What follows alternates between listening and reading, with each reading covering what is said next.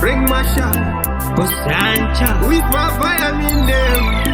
Kumilishanga. Atena unashina mkunishi. Batambeli batashiri Tinubu sangana mbeli. Anitindisha. Tarendeni ngebako. Yako mbili mesho. Dwebila woko. Aunasimani jisichako. Saka jingo imbele mesho. Dwebila woko. Tarendeni ngebako. Yako mbili mesho. Dwebila woko. Aunasimani jisichako. Saka jingo imbele mesho. Dwebila woko. Bade muzuru wakareruka. Zvataka vafundisa ndozvakavapepudza.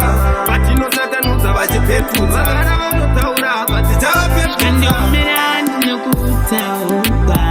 Shoupenyu ndikakumira chindikutaura. Akuti kulisi kumba kwenyu munisasasa. Tarenderi ninge bako yako mbiri mesho. Dwebila woko aunasimani jisichako. Saka jingo imbele mesho. Dwebila woko tarenderi ninge bako yako mbiri mesho. Dwebila woko aunasimani jisichako. Saka jingo imbele mesho. Dwebila woko alikunzakutana kwenye kuchigushawirirana.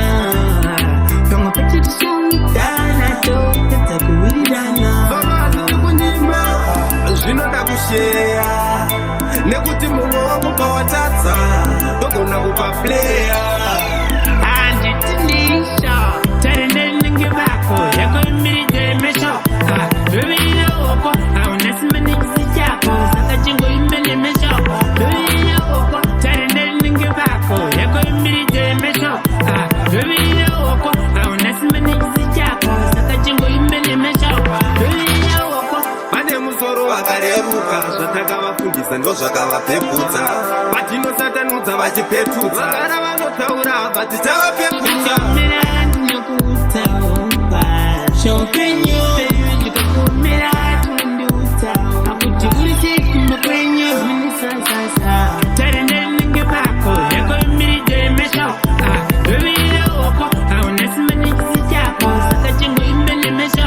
Dwebila woko tarenderi ninge bako yako mbiri mesho.